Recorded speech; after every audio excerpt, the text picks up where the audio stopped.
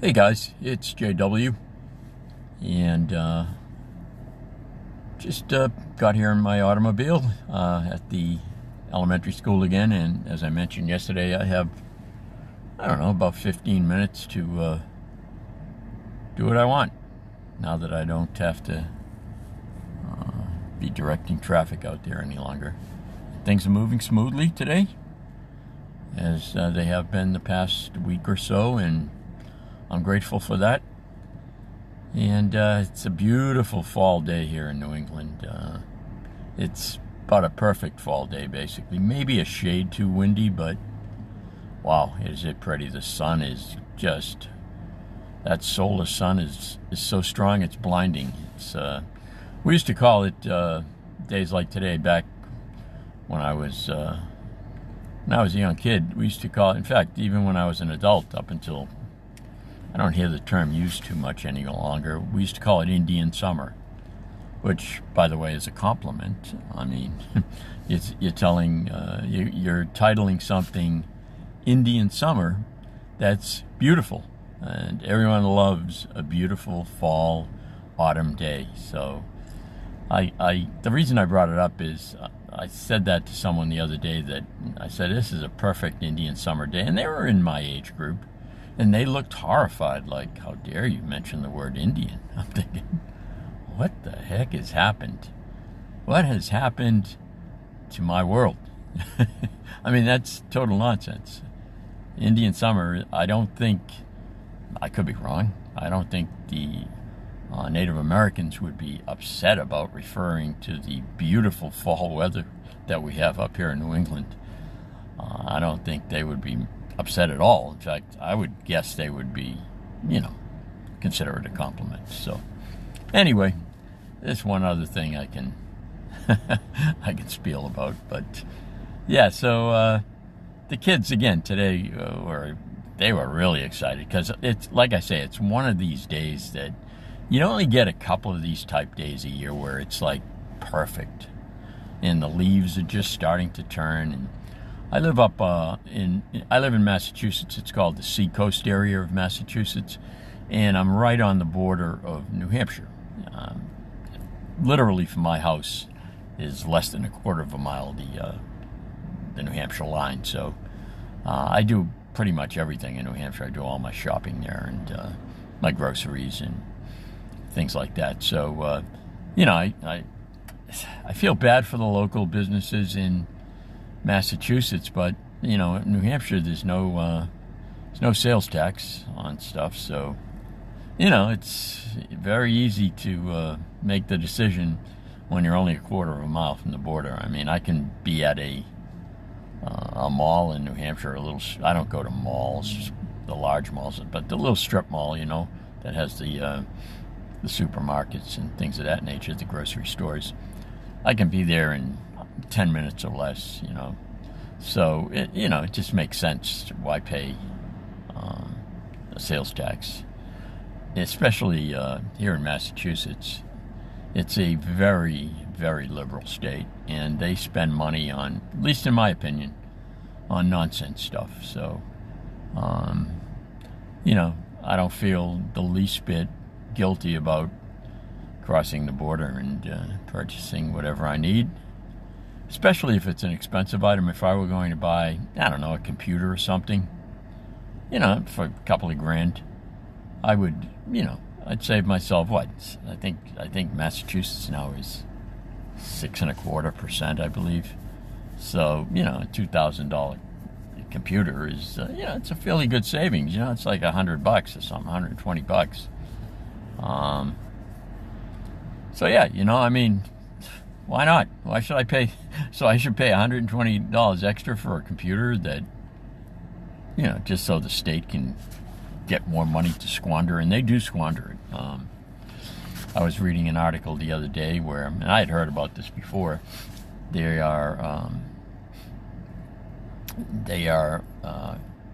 call themselves one of those sanctuary cities.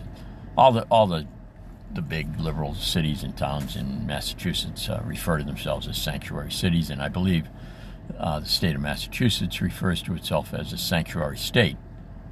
And I don't have a problem with being a sanctuary state if the person who is coming here is falls under the category of being persecuted or is in danger of losing their life because of the tyrannical government they live under.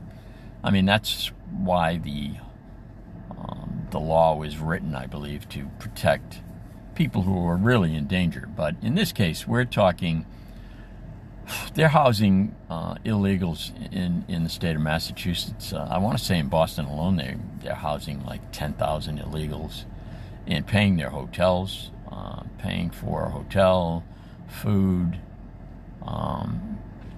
They give them a credit card or a debit card, I guess. I was talking to a girl who worked at Target, and she told me that one of the illegals came in. She knew that the hotel's like in the same area that she works, and she knows who they are. And, didn't speak English, and, she just knows who they are. If you work in a store where people who have those types of cards shop, you get to know them pretty quickly, who they are. So, anyway, she said she put the card through for an item that they bought, and a fairly expensive item, she said. It was like $1,200, I think. And she said they had over $5,500 remaining on the card that was issued. It says right on the card, it's issued by Massachusetts, state of Massachusetts. Hey, Linda.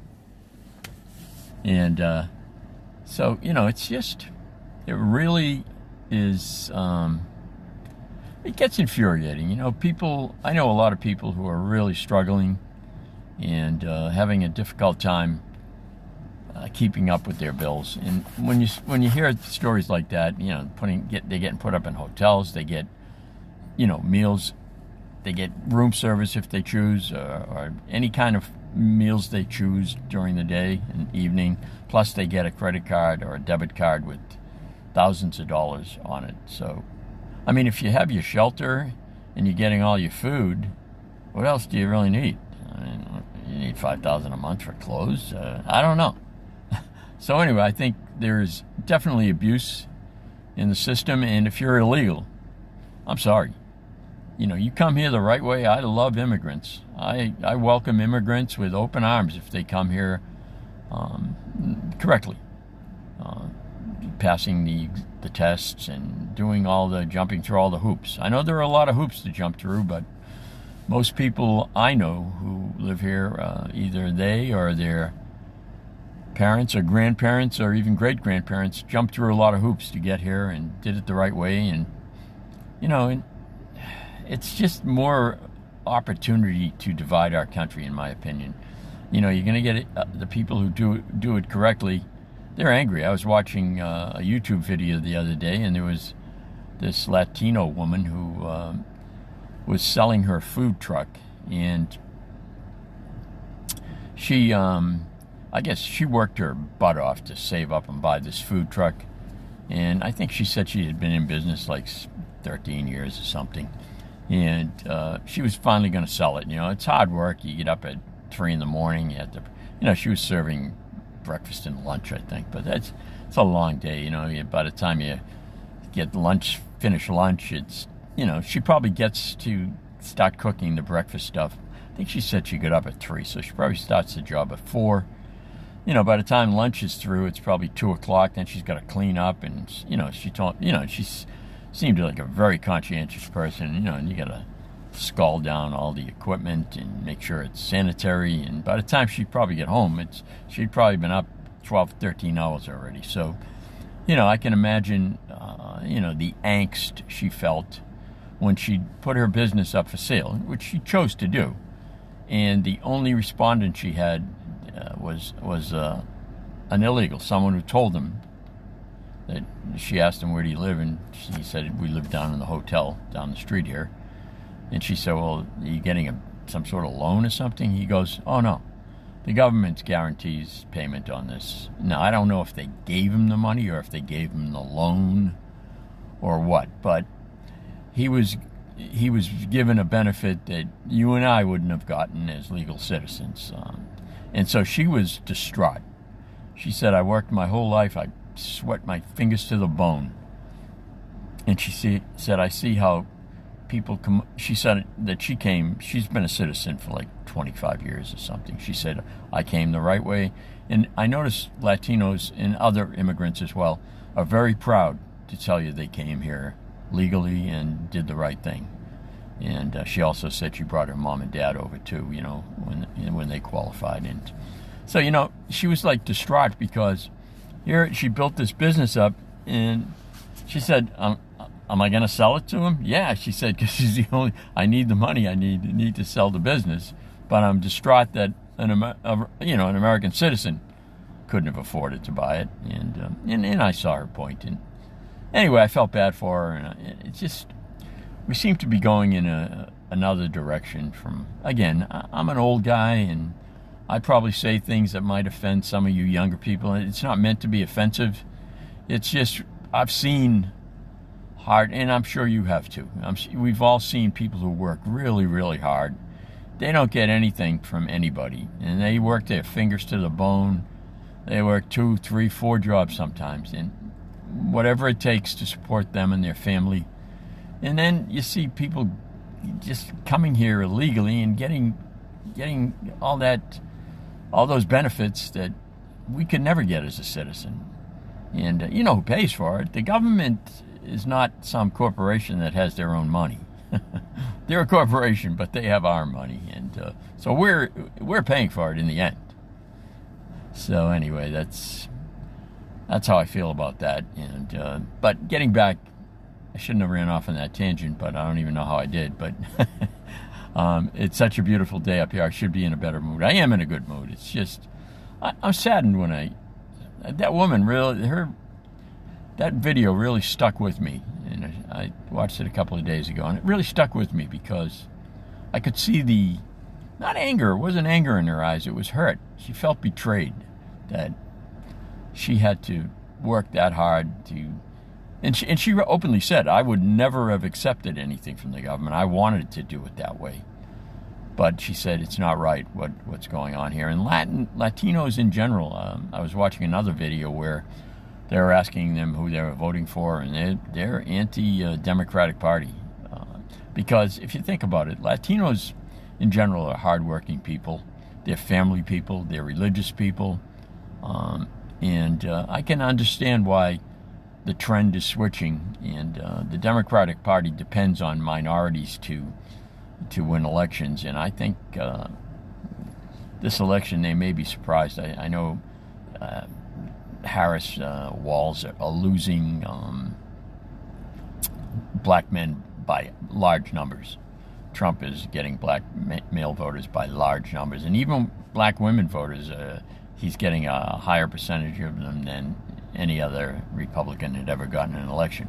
And I'm apolitical. I call myself, I am a conservative, a true conservative, in the sense that I believe in the Constitution. I believe you should do things right. I believe in God and family and all that stuff. So if that makes me a conservative, that's what I am. But as far as elections go, I don't really participate that much, other than local elections. I think they're important because if you're electing a mayor or a councilor or something, they can have a direct effect on your life. Real estate taxes, federal government's going to do what they do. It doesn't matter who's in there. They're always going to pretty much do what they do, and that's spend too much money. So anyway, that's it for the day, and I just wanted to hop on as usual in the afternoon. Whenever I get a chance, I'd love to hop on and talk to you folks. So hopefully talk to you soon. Take care. Bye.